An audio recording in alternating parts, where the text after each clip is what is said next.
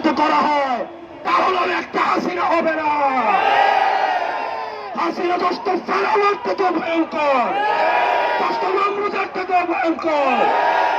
এই বাংলার মাটিতে হস্তাক্ষরপূর্ণ যতদিন পর্যন্ত আছে, এনসিপির ব্যানার যতদিন পর্যন্ত আছে, কোন আওয়ামী লীগকে এই বাংলার জমিনে পুনর্বাসিত হইতে দেওয়া হবে না।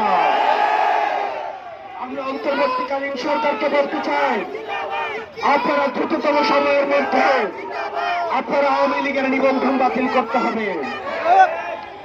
আওয়ামী লীগকে বিচার প্রক্রিয়ার মধ্য দিয়ে আওয়ামী লীগ বিষয়ে আপনাদেরকে সিদ্ধান্ত নিতে হবে।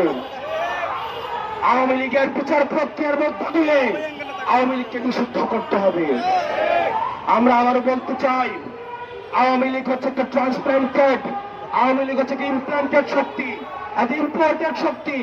আওয়ামী লীগ কোন রাজনৈতিক দল নয়, এটা হচ্ছে ভারতীয় আধিপত্যবাদের এক্সটেনশন।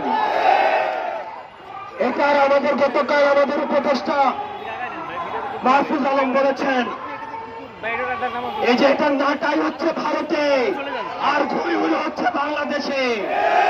5ই আগস্ট হচ্ছে সেই ঘুড়ির সুতা আমরা কেটে দিয়েছি।